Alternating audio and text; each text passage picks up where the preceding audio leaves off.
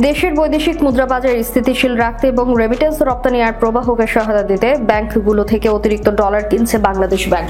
মঙ্গলবার 6টি ব্যাংক থেকে মোট 3,80,00,000 মার্কিন ডলার কেনা হয়েছে।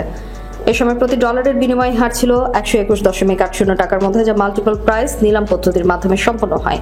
এর আগে গত বৃহস্পতিবার 10টি ব্যাংক থেকে মোট 10,70,00,000 মার্কিন ডলার কেনা হয়েছিল।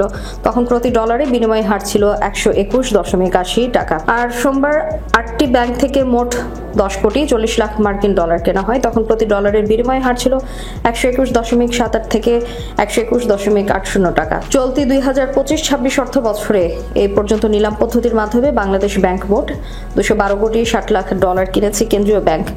ওই প্রতিক্রিয়ার অংশ হিসেবে এখন পর্যন্ত এই বিপুল পরিমাণ বৈদেশিক মুদ্রা সংগ্রহ করা হয়। বাংলাদেশ ব্যাংকের নির্বাহী পরিচালক ও মুখপাত্র আরিফ হোসেন জানান, মাল্টিপল প্রাইস অকশনের মাধ্যমে 6 ব্যাংক থেকে 38 মিলিয়ন বা 3,80,00,000 ডলার কেনা হয়েছে। এই সময় ডলারের দর নির্ধারণ হয় প্রতি ডলারে 121 টাকা 80 পয়সার মধ্যে। এই নিয়ে চলতি অর্থ বছরে পর্যন্ত নিলাম পদ্ধতির মাধ্যমে বাংলাদেশ ব্যাংক মোট 212,60,00,000 ডলার কেনা হয়েছে।